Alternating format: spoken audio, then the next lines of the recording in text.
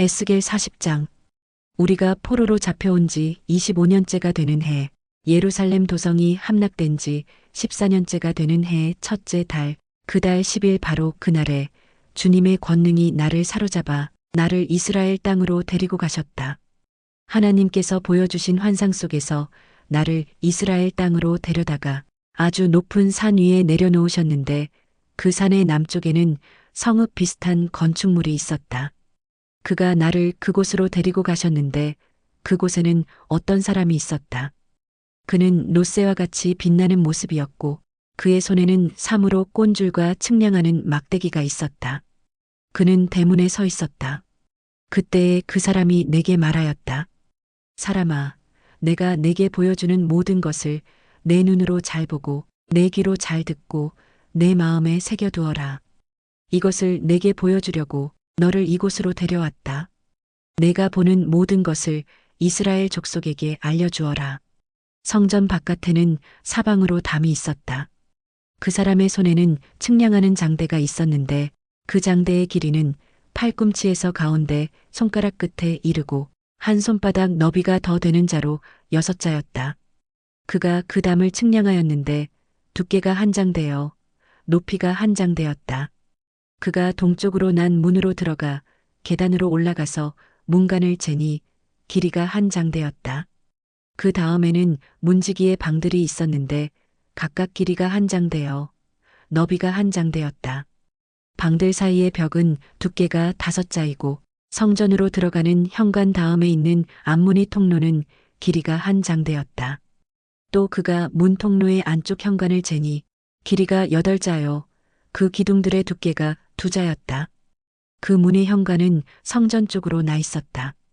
동문에 있는 문지기 방들은 양쪽으로 각각 3씩 있었다. 그 세 방의 크기는 모두 같았으며 양쪽에 있는 벽기둥들의 크기도 같았다. 그가 문 어기의 너비를 재니 10자였고 그 문 어기의 길이는 10석자였다. 또 그 방들 앞에는 칸막이 벽이 양쪽으로 하나씩 있었는데 높이가 한 자, 두께도 한 자였다. 방들은 양쪽에 있는 것들이 다 같이 길이와 너비가 저마다 6자가 되는 정사각형이었다. 또 그가 이쪽 문지기 방의 지붕에서 저쪽 문지기 방의 지붕까지 재니 너비가 25자였다. 방의 문들은 서로 마주보고 있었다. 또 그가 현관을 재니 너비가 20자이고 바깥 뜰에 벽기둥이 있는 곳에서는 사방으로 문과 통하였다. 바깥 문의 통로에서부터 앞문의 현관 전면까지는 50자였다. 또 문지기 방에는 모두 사면으로 창이 나 있고 방의 벽기둥에도 창이 나 있었다. 현관의 사면에도 창이 있었다.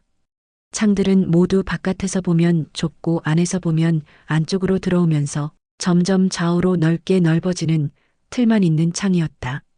양쪽의 벽기둥에는 각각 종려나무가 새겨져 있었다.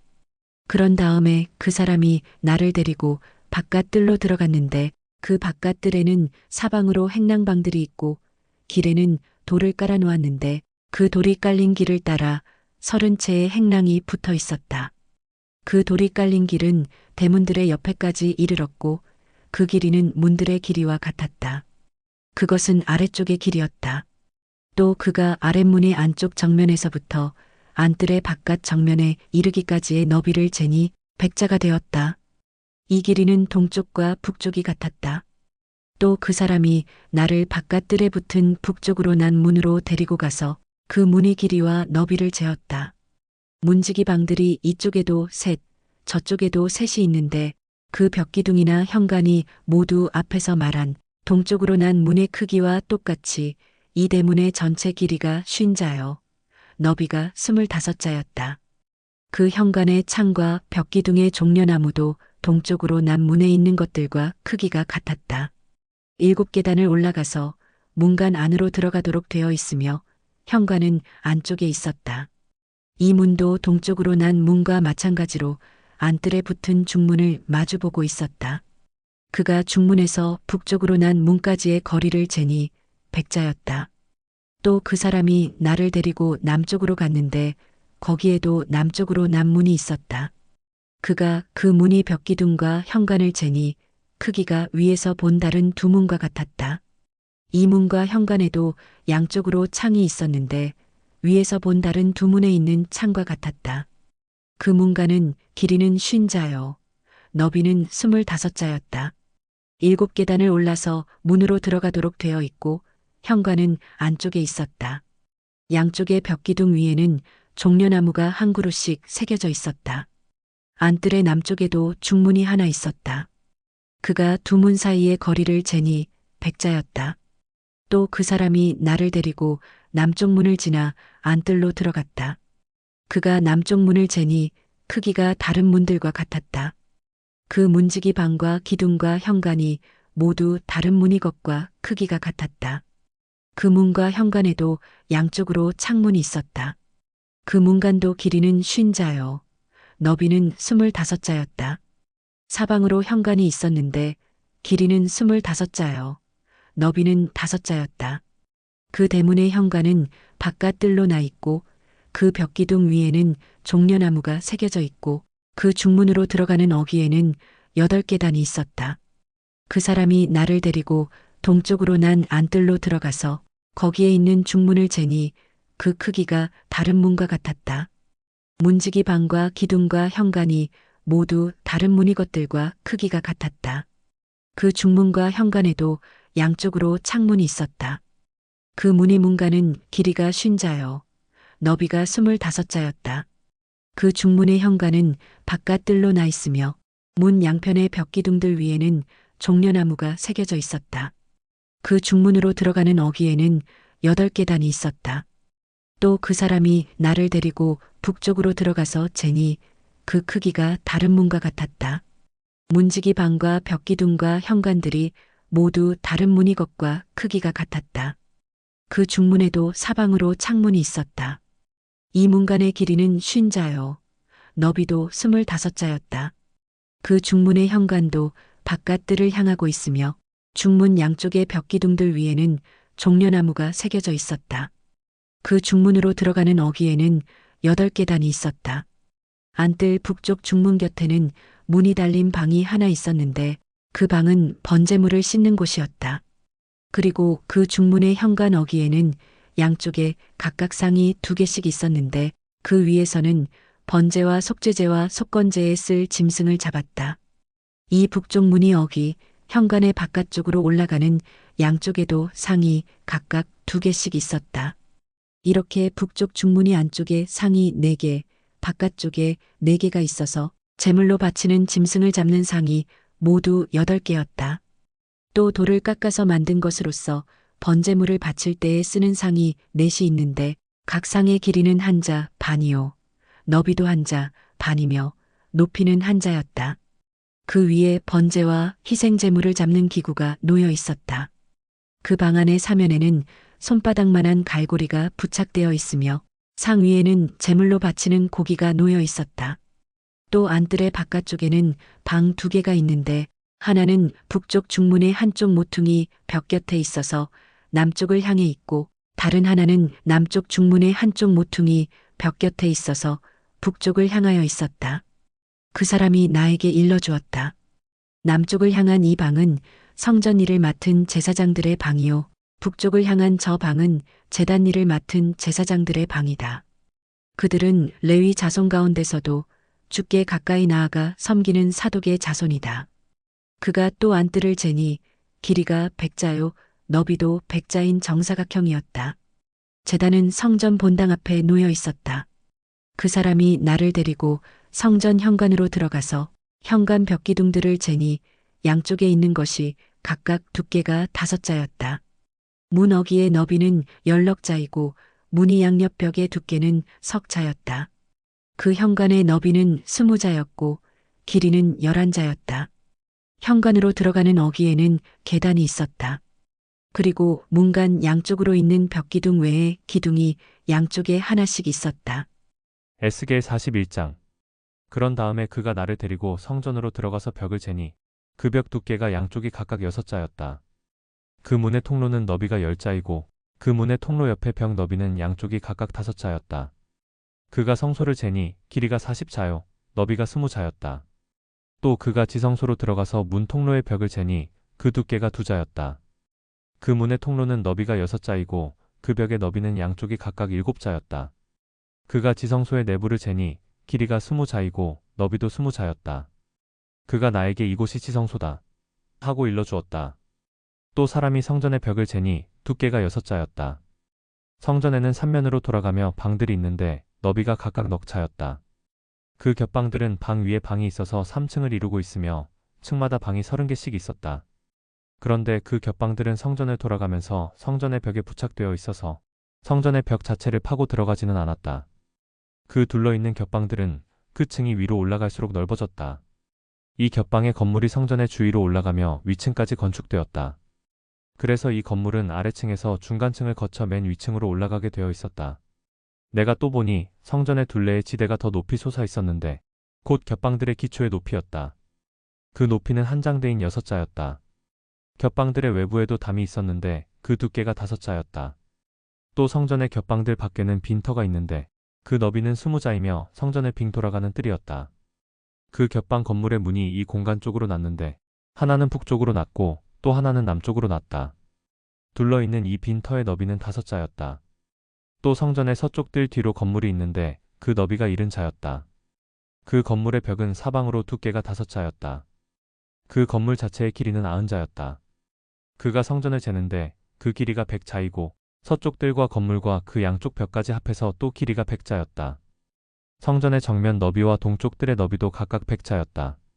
그가 이어서 성전 뒷뜰 너머에 있는 건물을 그 양편의 다락까지 함께 재니 그 길이도 100자였다. 성전 지성소와 성전 뜰 현관과 문 통로의 벽과 창문과 3면에 둘러있는 다락에는 바닥에서 창문에 이르기까지 돌아가며 나무 판자를 대놓았다. 그러나 창문은 틀만 있는 것이었다. 문 통로의 위와 성전 내부와 외부의 벽까지 재어본 곳에는 다 판자를 대놓았다. 그 판자에는 그룹과 종려나무들을 새겼는데 두 그룹 사이에 종려나무가 하나씩 있고 그룹마다 두 얼굴이 있었다. 사람의 얼굴은 이쪽에 있는 종려나무를 바라보고 사자의 얼굴은 저쪽에 있는 종려나무를 바라보고 있었다. 성전 벽 전체가 이와 같았다. 성전 바닥에서 문의 통로의 윗부분에 이르기까지 모든 벽에 그룹과 종려나무들을 새겨두었다. 성전 본당의 문 통로는 네모가 나 있었다. 그리고 지성소 앞에도 이와 비슷한 모습을 한 것이 있었다. 나무로 만든 제단이 있는데 그 높이는 10자요. 그 길이는 2자였다. 그 모퉁이와 그 받침대와 옆부분도 나무로 만든 것이었다. 그가 나에게 일러주었다. 이것이 주님 앞에 차려놓는 상이다. 성전 본당과 지성소 사이에는 문을 2번 열고 들어가야 하는 견문이 있었다. 문마다 좌우로 문짝이 둘이 있고 각 문짝에는 아래 위로 2개의 돌저기가 붙어 있었다. 4개의 문짝에는 모두 그룹들과 종려나무들이 새겨져 있어서 성전의 모든 벽에 새겨진 모습과 같았다. 성전 바깥의 정면에는 나무 디딤판이 있었다. 또 현관의 양쪽 벽에는 곳곳에 틀만 있는 창과 종려나무의 그림이 있고 성전의 겹방과 디딤판에도 모두 같은 장식이 되어 있었다. 에스겔 42장. 그 사람이 나를 데리고 북쪽으로 길이 난 바깥 뜰로 나가서 두 방으로 나를 데리고 들어갔는데 방 하나는 성전 뜰을 마주하고 있고 또 하나는 북쪽 건물을 마주하고 있었다. 북쪽을 마주한 그 방을 재니 길이가 100자이고 너비가 50자였다. 20자 되는 안뜰의 맞은쪽과 돌을 깔아놓은 바깥뜰의 맞은쪽에는 3층으로 된 다락이 있었다. 또 그 방들 앞에는 내부와 연결된 통로가 있었는데 그 너비가 10자요. 그 길이가 100자였다. 그 문들은 북쪽으로 나 있었다. 3층의 방들은 가장 좁았는데 1층과 2층에 비하여 3층에는 다락들이 자리를 더 차지하였기 때문이다. 이 방들은 3층이어서 바깥 마당의 현관에 있는 기둥과 같은 기둥이 없었으므로 3층은 1층과 2층에 비하여 더 좁게 물려서 지었다. 이 방들 가운데 한 방의 바깥담, 곧 바깥들 쪽으로 이 방들과 나란히 길이 50자가 되는 바깥담이 있었다. 바깥들을 마주하고 있는 방들의 길이는 50자였고 성전을 마주하고 있는 방들의 길이는 100자였다. 이 방들 아래층에는 동쪽에서 들어오는 문이 있었는데 바깥뜰에서 그리로 들어오게 되어 있었다. 뜰을 둘러싼 벽이 바깥뜰에서 시작되었다. 건물 앞 빈터 남쪽으로도 방들이 있었다. 이 방들 앞에도 통로가 있는데 그 모양이 북쪽에 있는 방들과 같은 식으로 되어 있고 길이와 너비도 같고 출입구 모양과 구조도 같고 문들도 모두 마찬가지였다. 이 남쪽에 있는 방들 아래 안뜰 담이 시작하는 곳에 출입구가 있었다. 동쪽에서 들어오면 빈터와 건물 앞에 이 출입구가 있었다. 그 사람이 나에게 일러주었다. 빈터 맞은 쪽에 있는 북쪽 방들과 남쪽 방들은 거룩한 방들로서 주께 가까이 나아가는 제사장이 가장 거룩한 제물을 먹는 방이다. 그 방들은 거룩하기 때문에 제사장은 가장 거룩한 제물과 제물로 바친 모든 음식과 속죄 제물과 속건제의 제물을 모두 그 방에 두어야 한다. 제사장이 그 거룩한 곳으로 들어가면 그 거룩한 곳에서 직접 바깥 뜰로 나가서는 안 된다. 그들이 주님을 섬길 때에 입은 옷이 거룩하기 때문에 그곳에서 자기들의 예복을 벗어놓고 다른 옷을 입은 다음에 백성이 모여있는 바깥 뜰로 나가야 한다. 그 사람이 성전의 내부 측량을 마친 다음에 나를 데리고 바깥 동쪽 문으로 나와서 사면의 담을 측량하였다. 그가 장대로 동쪽 담을 재니 그 장대로 재어서 500자였다. 북쪽 담을 재니 그 장대로 500자였다. 남쪽 담을 재니 그 장대로 500자였다. 그가 서쪽으로 와서 서쪽 담을 재니 그 장대로 500자였다. 그가 이렇게 성전의 사방을 재니 사방으로 담이 있어서 길이가 각각 500자였다. 그 담은 거룩한 곳과 속된 곳을 갈라놓았다. 에스겔 43장. 그 뒤에 그가 나를 데리고 동쪽으로 남문으로 갔다. 그런데 놀랍게도 이스라엘 하나님의 영광이 동쪽에서부터 오는데 그의 음성은 많은 물이 흐르는 소리와도 같고 땅은 그의 영광의 광채로 환해졌다. 그 모습이 내가 본 환상, 곧 주님께서 예루살렘 도성을 멸하러 오셨을 때의 본 모습과 같았으며 또 내가 그발 강가에서 본 모습과도 같았다. 그래서 내가 얼굴을 땅에 대고 엎드렸다. 그러자 주님께서 영광에 쌓여서 동쪽으로 남문을 지나 성전 안으로 들어가셨다. 그때에 주님의 영이 나를 들어올려 안뜰로 데리고 갔는데 주님의 영광이 성전을 가득 채웠다. 그 사람이 내 곁에 서 있는데 나는 성전에서 들려오는 소리를 들었다. 나는 말하는 소리를 들었다. 사람아, 이곳은 내 보좌가 있는 곳, 내가 발을 딛는 곳, 내가 여기 이스라엘 자손과 더불어 영원히 살 곳이다. 그래서 이스라엘 자손이 내 거룩한 이름을 다시는 더럽히지 못할 것이다. 백성이나 왕들이 음란을 피우거나 죽은 왕들의 시체를 근처에 묻어서 내 거룩한 이름을 더럽히는 일이 다시는 없을 것이다. 그들이 왕궁의 문지방을 내 성전의 문지방과 나란히 만들고 그들의 문설주를 내 성전의 문설주와 나란히 세워놓아 나와 왕들 사이에는 벽 하나밖에 없도록 만들었다. 그들이 저지른 역겨운 일들로 내 거룩한 이름을 더럽혀 놓았기 때문에 내가 내 분노로 그들을 멸망시켰다. 그러나 이제 그들은 음란한 행실을 멀리하고 시체들을 내 앞에서 치워버려야 할 것이다. 그러면 내가 그들과 더불어 영원히 살겠다. 너 사람아, 너는 이스라엘 족속에게 이 성전을 설명해 주어서 그들이 자기들의 온갖 죄악을 부끄럽게 여기게 하고 성전 모양을 측량해 보게 하여라. 그들이 저지른 모든 일을 스스로 부끄러워하거든 너는 이 성전의 설계를 그들에게 가르쳐 주어라. 성전의 배치도, 성전의 출입구, 이 성전의 건축 양식 등 모든 규례와 법도와 모든 율례를 그들에게 알려주고 그들이 보는 앞에서 글로 써주어서 그들이 이 성전의 건축 설계의 법도와 규례를 지키고 행하게 하여라. 성전의 법은 이러하다. 성전이 자리 잡고 있는 산꼭대기 성전터 주변은 가장 거룩한 곳이어야 한다. 이것이 성전의 법이다. 자로 잰 제단의 크기는 다음과 같다. 한 자는 팔꿈치에서부터 손가락 끝에다 손바닥 너비만큼 더한 것이다. 제단 밑받침의 높이는 한 자이고 그 사방 가장자리의 너비도 한 자이다. 그 가에는 빙 돌아가며 높이가 한 뼘 되는 턱이 있는데 이것이 제단의 밑받침이다. 이 땅바닥에 있는 밑받침의 표면에서 아래층의 높이는 두 자요, 너비는 한 자이다. 이 아래층의 표면에서 2층의 높이는 넉 자요, 너비는 한 자이다. 그 제단 화덕의 높이는 넉 자요, 화덕의 네 모서리에는 뿔이 4개 솟아있다. 그 제단 화덕은 길이가 12자요, 너비도 12자여서 사면으로 네모가 반듯하다. 그 화덕의 받침인 아래층의 길이와 너비는 10넉자로서 사면으로 네모가 반듯하다. 그 받침을 빙두른 턱의 너비는 반자이고 그 가장자리의 너비는 한 자이다. 제단의 계단들은 동쪽으로 나 있다. 그가 나에게 또 말씀하셨다. 사람아, 나 주 하나님이 말한다. 번제물을 바치고 피를 뿌릴 제단을 만들 때에 지킬 번제단의 규례는 이러하다. 나 주 하나님의 말이다. 너는 사독의 자손 가운데서 나를 섬기려고 나에게 가까이 나오는 레위 지파의 제사장들에게 어린 수송아지 한 마리를 주어서 속죄 제물로 삼게 하여라. 그리고 너는 그 피를 가져다가 제단의 네 뿔과 아래층의 네 귀퉁이와 사방의 가장자리에 발라서 속죄하여 제단을 정결하게 하고, 또 속죄 제물로 바친 수송아지를 가지고 가서 성소 바깥 성전에 지정된 곳에서 그것을 태워라. 이튿날에는 내가 흠 없는 수렴소 한 마리를 속죄 제물로 바쳐서 수송아지의 제물로 제단을 정결하게 한 것처럼 그 제단을 정결하게 하여라. 내가 정결하게 하기를 마친 다음에는 흠 없는 수송아지 한 마리와 양떼 가운데서 흠 없는 수량 한 마리를 바쳐라. 내가 그것들을 주 앞에 바칠 때에는 제사장들이 그 짐승들 위에 소금을 뿌려서 나 주에게 번제물로 바치게 하여라. 너는 이래 동안 매일 염소 한 마리를 속죄 제물로 마련하여 놓고 어린 수송아지 한 마리와 양떼 가운데서 수량 한 마리를 흠 없는 것으로 마련하여 놓고 이래 동안 제단의 부정을 벗기는 속죄제를 드려서 제단을 정결하게 하며 봉헌하도록 하여라. 이 모든 날이 다 찬 뒤에는 여드렛 날 이후부터는 제사장들이 그 제단 위에 너희의 번제와 감사제를 드리게 하여라. 그러면 내가 너희를 기쁘게 받아들이겠다. 나 주 하나님의 말이다. 에스겔 44장. 또 그가 나를 동쪽으로 난 성소의 바깥문으로 다시 데리고 가셨는데 그 문은 잠겨 있었다. 주님께서 나에게 말씀하셨다. 이 문은 잠가 두어야 한다. 이 문은 열 수 없다. 아무도 이 문으로 들어가서는 안 된다. 주 이스라엘의 하나님이 이 문으로 들어오셨으므로 이 문은 잠가 두어야 한다.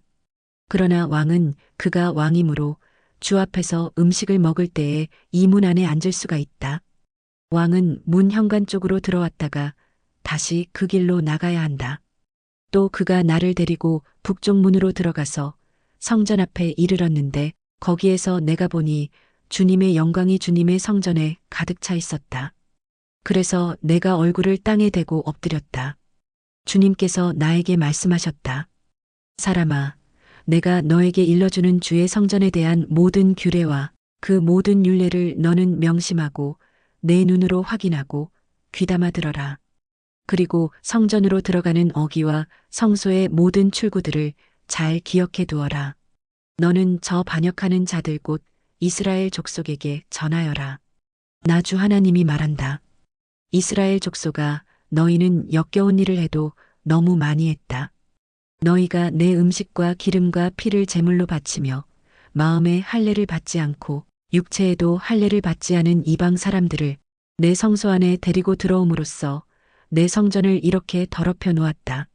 너희가 저지른 온갖 역겨운 일들 때문에 너희는 나와 세운 언약을 어겼다.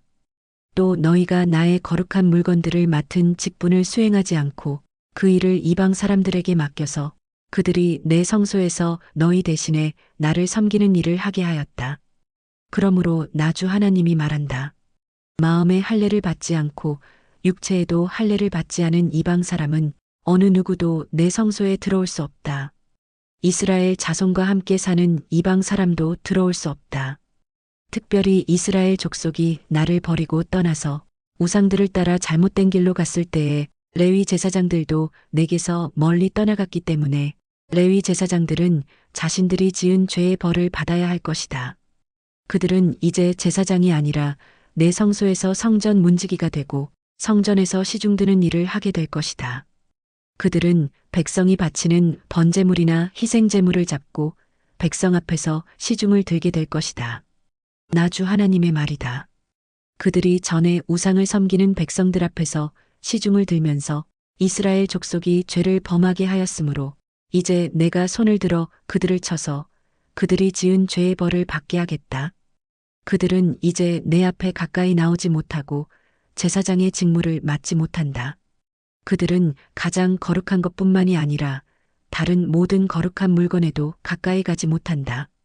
이처럼 그들은 자기들이 저지른 수치스러운 일과 자기들이 저지른 그 역겨운 일 때문에 벌을 받아야 한다. 그래도 나는 그들에게 성전 안에서 해야 할 모든 일들 곧 성전에서 시중드는 일들을 맡아보게 할 것이다. 그러나 이스라엘 자손이 나에게서 떠나 잘못된 길로 갔을 때에도 레위 지파 가운데서 사독의 자손 제사장들은 내 성소에서 맡은 직분을 지켰으므로 그들은 내게 가까이 나아와서 나를 섬길 수 있고 내 앞에 서서 내게 기름과 피를 바칠 수 있다. 나 주 하나님의 말이다.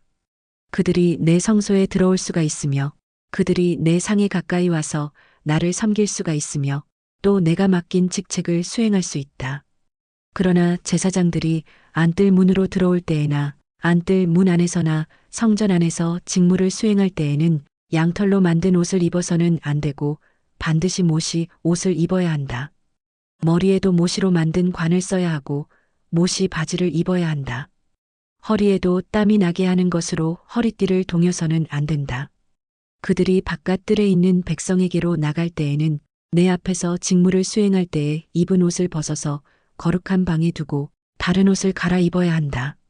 백성이 제사장의 거룩한 예복에 닿아 해를 입는 일이 있어서는 안 된다. 제사장들은 머리카락을 바싹 밀어서도 안 되고 머리카락을 길게 자라게 해서도 안 된다. 그들은 머리를 단정하게 잘 깎아야 한다. 어떤 제사장이든지 안뜰로 들어갈 때에는 포도주를 마셔서는 안 된다.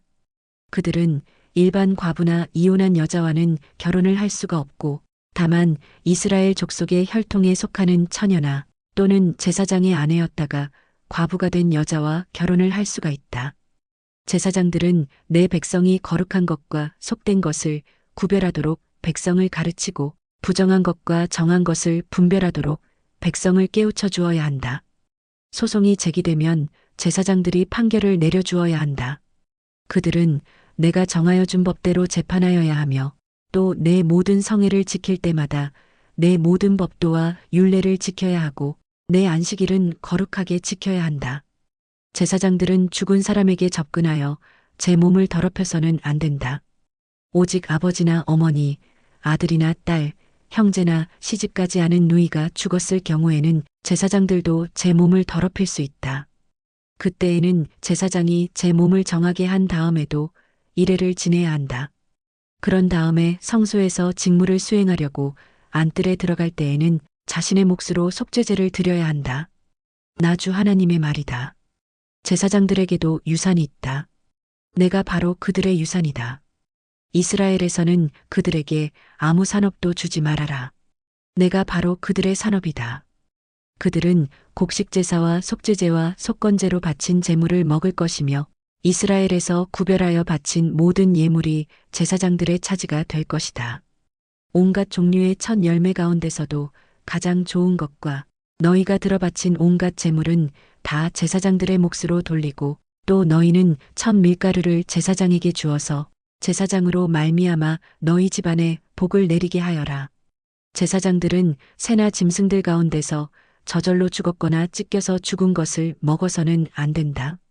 에스겔 45장. 너희가 제비를 뽑아 땅을 나누어 유산을 삼을 때 한 구역을 거룩한 땅으로 삼아 주께 예물로 바쳐야 한다. 그 땅의 길이는 2만 5천 자요, 너비는 2만 자가 되어야 한다. 이 구역 전체는 사방으로 어디나 거룩하다. 그 한가운데 성소로 배정된 땅은 길이가 500자요 너비도 500자로서 사방으로 네모 반듯하여야 하고 그 둘레에는 사방으로 너비가 50자인 빈터를 두어야 한다. 재어놓은 전체 구역의 한가운데 너희는 길이가 2만 5천 자요 너비가 만자 되는 땅을 재어놓고 그 한가운데는 성소 곧 가장 거룩한 곳이 되게 하여라. 이곳은 그 땅에서 거룩한 구역이다. 이 땅은 성소에서 직무를 수행하는 제사장들의 몫이 될 것이다. 그들은 직무를 수행하려고 주께 가까이 나아가는 사람들이다. 그곳은 그들이 집 지을 자리와 성소를 앉힐 거룩한 구역이 될 것이다.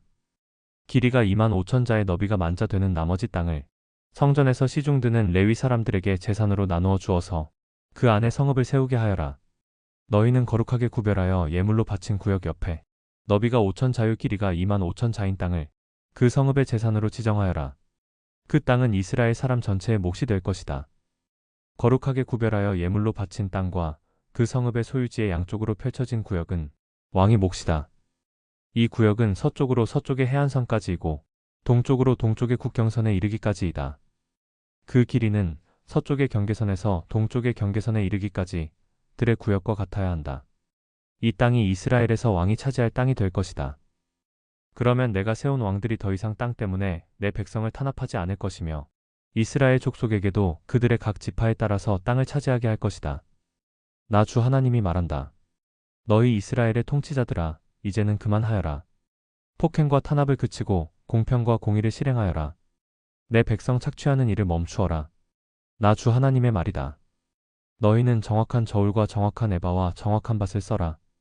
에바와 밭은 용량이 같아야 한다. 한 밭은 호멜의 10분의 1을 담고 한 에바도 호멜의 10분의 1을 담도록 하여야 한다.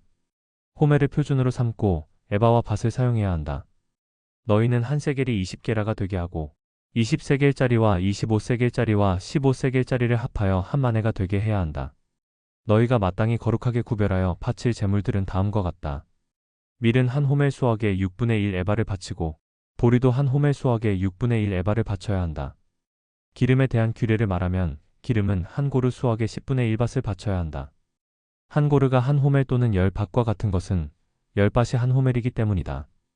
이스라엘의 물이 넉넉한 초장에서 양떼의 수가 200마리가 될 때마다 백성은 어린 양을 한 마리씩 바쳐서 그들을 속죄하는 곡식제물과 번제물과 화목제물로 삼도록 하여야 한다. 나 주 하나님의 말이다. 거룩하게 구별하여 바치는 이 제물은 이스라엘의 백성 전체가 이스라엘 왕에게 넘겨주어야 한다. 왕은 절기와 월삭과 안식일과 이스라엘 족속의 모든 성회 때마다 번제물과 곡식제물과 부어드리는 제물을 공급할 책임을 진다.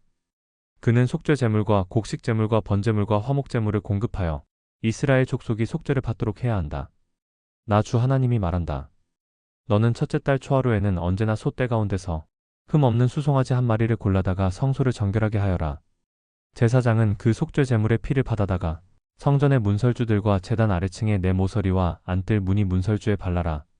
너는 그 달 초일의 날에도 고의가 아닌 사람이나 알지 못해서 범죄한 사람을 속죄할 때에 그와 같이 하여라. 이렇게 성전을 속죄하여라. 첫째 달 열나흔 날에는 너희가 유월절을 지켜라. 이 절기에는 이래 동안 누룩을 넣지 않은 빵을 먹어야 한다. 그날 왕은 자기 자신과 이 땅의 모든 백성을 위하여 송아지 한 마리를 속죄제물로 바쳐야 한다. 그는 이 절기를 지내는 이래 동안 주님께 바칠 번제물을 마련해야 하는데 이래 동안 날마다 흠 없는 수송아지 7마리와 수량 7마리를 번제물로 바치고 수렴소 한 마리를 날마다 속죄제물로 바쳐야 한다. 곡식제물을 함께 갖추어서 바쳐야 하는데 수송아지 한 마리에는 밀가루 한 에바이고 수량 한 마리에도 밀가루 한 에바이고 또 밀가루 한 에바마다 기름 한 흰씩을 바쳐야 한다. 그는 일곱째 달 보름에 시작되는 초막절에도 이래 동안 똑같이 하여 속죄제물과 번제물과 곡식제물과 기름을 바쳐야 한다. 에스겔 46장. 나 주 하나님이 말한다. 안뜰의 동쪽 중문은 일하는 엿새 동안 잠가 두었다가 안식일에 열고 또 매달 초하루에도 열어야 한다. 왕은 바깥 마당에서 이 문이 현관으로 들어와서 문설주 곁에 서 있어야 한다.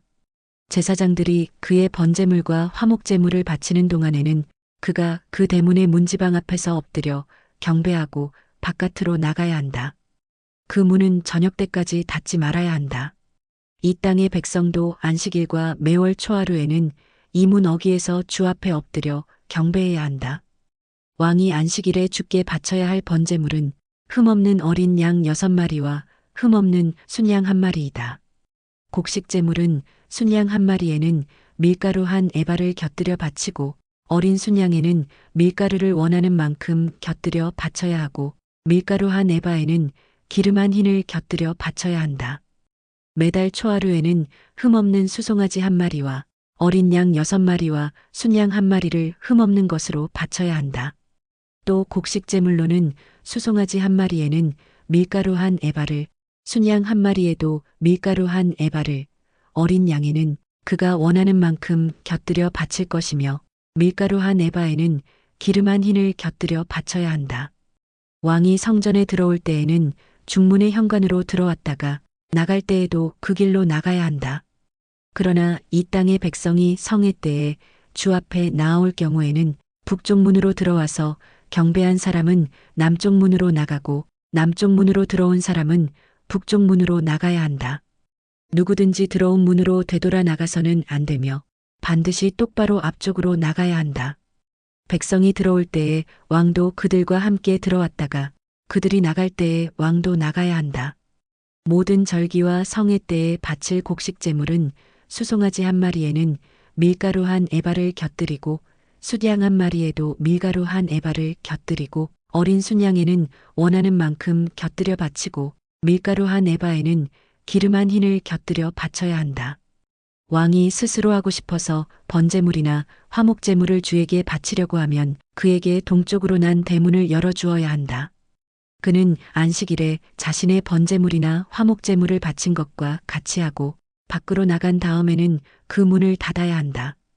또 너는 매일 주에게 1년 된 흠없는 어린 양 하나를 번제물로 바쳐야 한다. 너는 아침마다 그것을 바쳐야 한다. 아침마다 바치는 번제물에는 밀가루 6분의 1 에바와 그것을 반죽할 기름 3분의 1 흰을 곁들여 바쳐야 한다. 이것이 주에게 바치는 곡식제물로서 영원히 지킬 규례이다. 이렇게 제사장들은 아침마다 어린 양과 곡식제물과 기름을 준비하여 정규적으로 드리는 번제물로 바쳐야 한다. 나 주 하나님이 말한다. 만일 왕이 자신의 아들 가운데서 어떤 아들에게 유산을 떼어서 선물로 주면 그것은 아들의 재산이 된다. 이런 것은 유산으로서 아들의 재산이 된다. 그러나 만일 왕이 어떤 신하에게 유산을 떼어서 선물로 주면 그것은 희년까지만 그 신하의 소유가 되고 희년이 지나면 왕에게로 되돌아간다. 왕의 유산은 그의 아들들의 것으로서 오직 그들의 차지가 되어야 한다. 왕은 백성의 유산을 빼앗고 그들을 폭력으로 내쫓아서 그들의 유산을 차지해서는 안 된다. 왕은 자신의 재산만을 떼어서 자식들에게 유산으로 나누어 주어야 한다. 그래서 내 백성 가운데서는 아무도 자신의 재산을 잃고 멀리 흩어져 다니는 일이 없게 하여라. 그런 다음에 그가 나를 데리고 중문 곁에 있는 통로로 북쪽에 있는 제사장들의 거룩한 방에 이르렀는데 거기에서 보니 그 거룩한 방들의 뒤편 서쪽에 빈터가 하나 있었다. 그가 나에게 일러주었다. 여기가 제사장들이 속건제물과 속죄제물을 삶으며 곡식제물을 굽는 장소다. 그들이 그 제물을 바깥 뜰로 들고 나갔다가 그 거룩한 제물에 백성이 해를 입게 하는 일이 없게 하려고 한 것이다. 또 그가 나를 바깥 뜰로 데리고 나가서 그 뜰의 네 구석으로 나를 데리고 다녔는데 보니 구석마다 뜰이 하나씩 있었다. 그 뜰의 네 구석에는 담으로 둘린 작은 뜰들이 있었고 그 길이는 40자요 너비는 30자였다. 이렇게 네 뜰의 크기가 같았다. 그 작은 네 뜰에는 돌담이 둘러쳐 있었고 그 돌담 밑으로 돌아가며 고기를 삶는 솥이 걸려 있었다. 그가 내게 일러주었다. 이곳은 성전에서 시중드는 사람들이 백성의 희생제물을 삶는 부엌이다. 에스겔 47장. 그가 나를 데리고 다시 성전 문으로 갔는데 보니 성전 정면이 동쪽을 향하여 있었는데 문지방 밑에서 물이 솟아나와 동쪽으로 흐르다가 성전의 오른쪽에서 밑으로 흘러내려가서 제단의 남쪽으로 지나갔다. 또 그가 나를 데리고 북쪽 문을 지나서 바깥으로 나와 담을 돌아서 동쪽으로 남문에 이르렀는데 보니 그 물이 동쪽 문이 오른쪽에서 솟아나오고 있었다. 그가 줄자를 가지고 동쪽으로 재면서 가다가 천자가 되는 곳에 이르러 나더러 물을 건너보라고 하기에 건너보니 물이 발목에까지 올라왔다. 그가 또 재면서 가다가 천자가 되는 곳에 이르러 나더러 물을 건너보라고 하기에 건너보니 물이 무릎까지 올라왔다. 그가 또 재면서 가다가 천자가 되는 곳에 이르러 나더러 물을 건너보라고 하기에 건너보니 물이 허리까지 올라왔다. 그가 또 재면서 가다가 천자가 되는 곳에 이르렀는데 거기에서는 물이 내가 건널 수 없는 강이 되었다. 물이 불어서 헤엄을 쳐서나 건널까 걸어서 건널 수 있는 물은 아니었다. 그가 나에게 말하였다. 사람아, 내가 이것을 자세히 보았느냐? 그런 다음에 그가 나를 강가로 다시 올라오게 하였다. 내가 돌아올 때에는 보니 이미 강의 양쪽 언덕에 많은 나무가 있었다. 그가 나에게 일러주었다. 이 물은 동쪽 지역으로 흘러나가서 아라바로 내려갔다가 바다로 들어갈 것이다. 이 물이 바다로 흘러 들어가면 죽은 물이 살아날 것이다. 이 강물이 흘러가는 모든 곳에서는 온갖 생물이 번성하며 살게 될 것이다. 이 물이 사이로 흘러 들어가면 그 물도 깨끗하게 고쳐질 것이므로 그곳에도 아주 많은 물고기가 살게 될 것이다. 강물이 흘러가는 곳이면 어디에서나 모든 것이 살 것이다. 그때에는 어부들이 고기를 잡느라고 강가에 늘 늘어설 것이다. 어부들이 엔게디에서부터 에네글라임에 이르기까지 어디에서나 그물을 칠 것이다. 물고기의 종류도 지중해에 사는 물고기의 종류와 똑같이 아주 많아질 것이다. 그러나 사해의 진펄과 개펄은 깨끗하게 고쳐지지 않고 계속 소금에 절어 있을 것이다. 그 강가에는 이쪽이나 저쪽 언덕에 똑같이 온갖 종류의 먹을 과일 나무가 자라고 그 모든 잎도 시들지 않고 그 열매도 끊이지 않을 것이다. 나무들은 달마다 새로운 열매를 맺을 것인데 그것은 그 강물이 성소에서부터 흘러나오기 때문이다. 그 과일은 사람들이 먹고 그 잎은 약재로 쓸 것이다. 나 주 하나님이 말한다. 너희가 이스라엘의 12지파에 따라서 유산으로 나누어 가져야 할 땅의 경계선은 다음과 같다. 요셉은 두 몫이다. 나머지 지파들은 그 땅을 서로 똑같이 유산으로 나누어 가져야 한다. 그 땅은 내가 너희의 조상에게 주기로 맹세하였으므로 그 땅을 이제 너희가 유산으로 차지하게 될 것이다. 그 땅의 북쪽 경계선은 다음과 같다. 지중해에서 헤들론을 거쳐 르모아맛에 이르렀다가 스닷 프로다 시브라임에 이른다. 시브라임은 다마스쿠스 지역과 하맛 지역의 중간에 있다. 거기에서 하우란의 경계선에 있는 하셀 핫디고네까지 이른다. 이렇게 북쪽 경계선은 지중해에서 동쪽으로 하사레논에까지 이르는데 다마스쿠스와 하맛에 접경하고 있다. 이것이 북쪽 경계선이다. 동쪽은 하우란과 다마스쿠스 사이에서 시작하여 길르앗과 이스라엘 땅 사이의 경계인 요단 강을 따라 멀리 사해의 다마레까지 이른다. 이것이 동쪽 경계선이다. 남쪽은 다말에서 시작하여 무리보카데스의 샘을 지나 이집트 시내를 거쳐 지중해에 이른다. 이것이 남쪽 경계선이다. 서쪽 경계선은 지중해이다. 이 바다가 경계가 되어 르보아맛으로 건너편에까지 이른다. 이것이 서쪽의 경계선이다. 이 땅을 너희가 이스라엘의 모든 지파별로 나누어 가져라. 너희는 말할 것도 없고 너희 가운데 거류하는 외국 사람들, 곧 너희들 가운데서 자녀를 낳으면서 몸붙여 사는 거류민들도 함께 그 땅을 유산으로 차지하게 하여라. 너희는 거류민들을 본토에서 태어난 이스라엘 족속과 똑같이 여겨라. 그들도 이스라엘 지파들 가운데 끼어서 제비를 뽑아 유산을 받아야 한다. 거류민에게는 그들이 함께 살고 있는 그 지파에서 땅을 유산으로 떼어 주어야 한다. 나 주 하나님의 말이다. 에스겔 48장. 지파들의 이름은 다음과 같다. 가장 북쪽에서부터 시작하여 헤들론 길을 따라 르보아맛을 지나서 다마스쿠스와 하맛에 접경한 경계선을 타고 하사레논에까지 곧 북쪽으로 하맛 경계선에 이르는 땅의 동쪽에서 서쪽까지의 땅은 단 지파의 몫이다. 단 지파의 경계선 다음으로 동쪽에서 서쪽까지는 아셀 지파의 몫이다. 아셀 지파의 경계선 다음으로 동쪽에서 서쪽까지는 납달리 지파의 몫이다. 납달리 지파의 경계선 다음으로 동쪽에서 서쪽까지는 므낫세 지파의 몫이다. 므낫세 지파의 경계선 다음으로 동쪽에서 서쪽까지는 에브라임 지파의 몫이다. 에브라임 지파의 경계선 다음으로 동쪽에서 서쪽까지는 르우벤 지파의 몫이다. 르우벤 지파의 경계선 다음으로 동쪽에서 서쪽까지는 유다 지파의 몫이다. 유다 지파의 경계선 다음으로 동쪽에서 서쪽까지는 너희가 거룩하게 바쳐야 할 땅이다.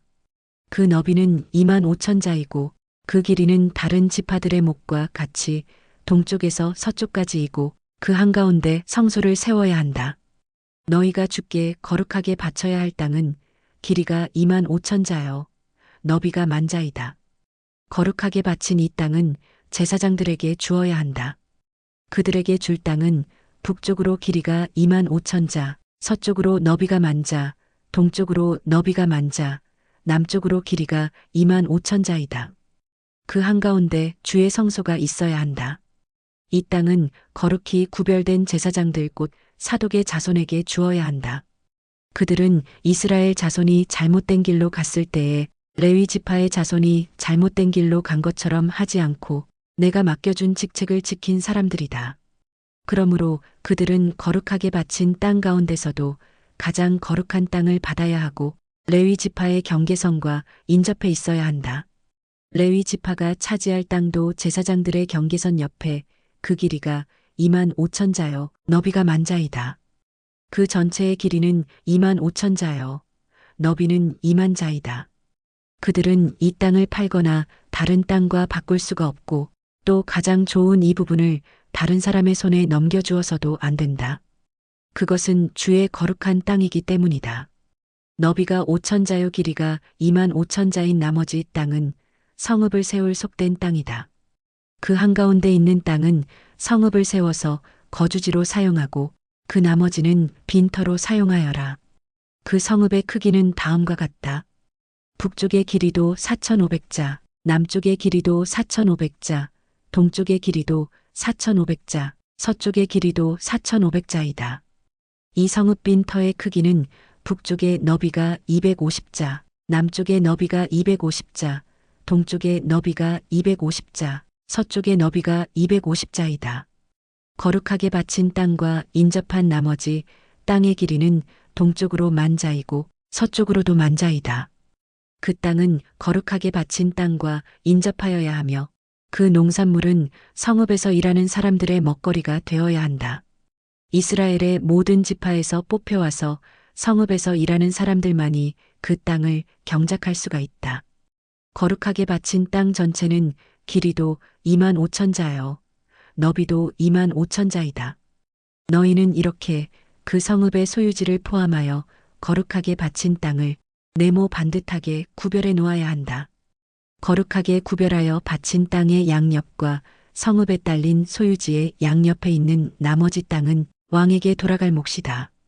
거룩하게 바친 땅, 곧 25,000자가 되는 지역에서 동쪽 국경까지와 25,000자가 되는 지역에서 서쪽 국경까지 다른 지파들의 몫과 평행되게 뻗어 있는 나머지 땅이 왕의 몫이다.